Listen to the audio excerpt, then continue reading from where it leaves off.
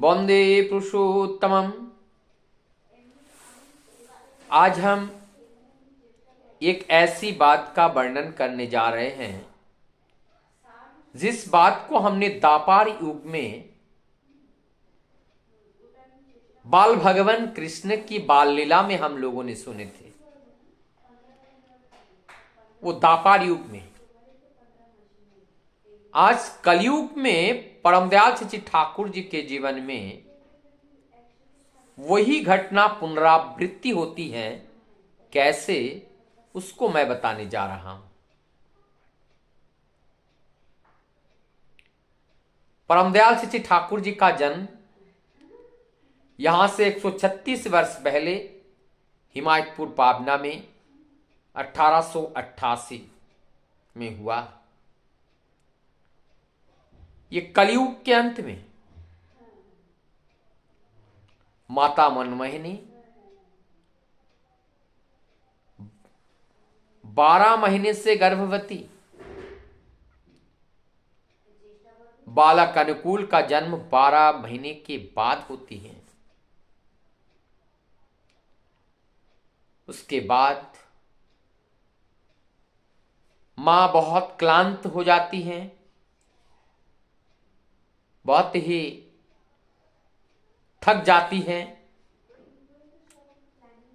थोड़ी सी तंद्रा उसमें आ जाती है। तब मां के कान में आवाज आती है, किसी का कष्ट रूपी क्रंदन की आवाज। यह आवाज कहां से आई? और उसके बाद देखती हैं कि वो आवाज केशव की मम्मी की है, जो वहां धात्री थी। घटना क्या हुआ? केशव की मम्मी के मन में एक गलत षड्यंत्र चल रहा था, एक कुचक्र रचा जा रहा था।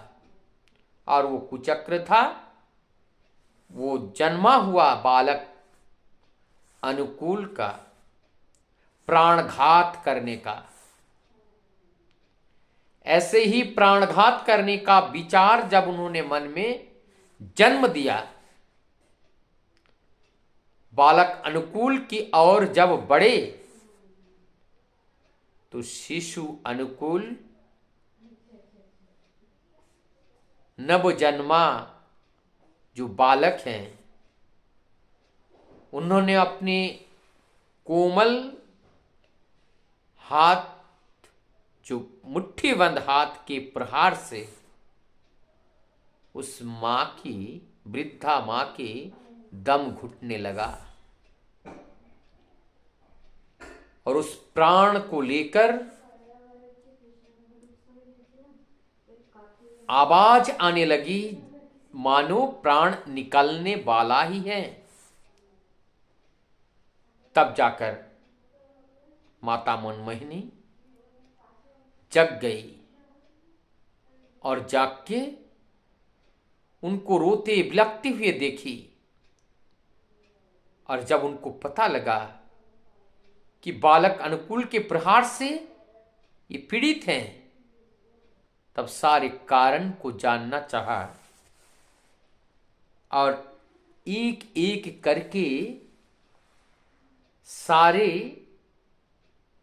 कारण उन्हें पता लग गया। लेकिन उस वज्रघात से उस मां बेचैन होकर वहां से चली जाती हैं और बाद में उनका प्राण चला जाता है।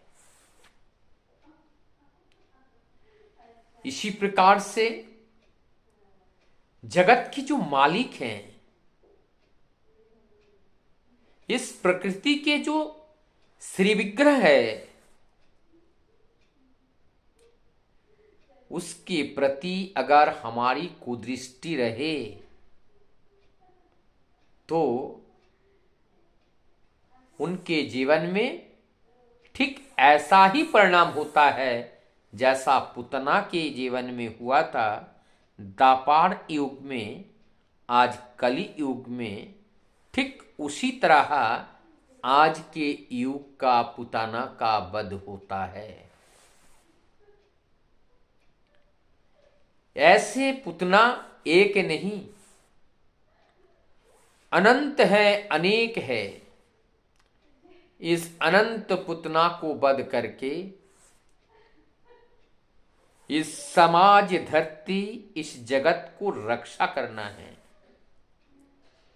इसीलिए एक कृष्ण से काम नहीं चलेगा, ना एक अनुकूल से काम चलेगा।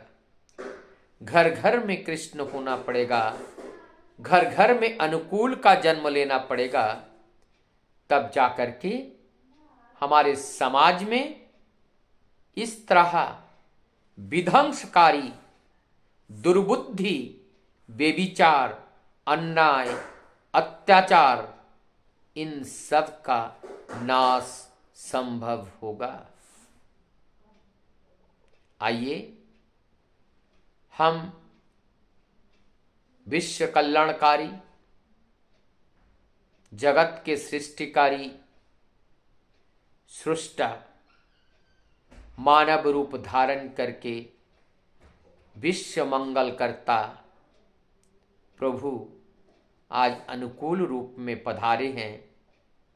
उनका चरण कमल को बंधन करके, उनके चरण कमल को अपने हृदय में बिठाकर, उनके निर्देश को इस देह से पालन करके हम सभी अपने अपने इस देह को पावन करें, पुनीत करें, पुण्य के भागीदारी बने। वंदे पुरुषोत्तम।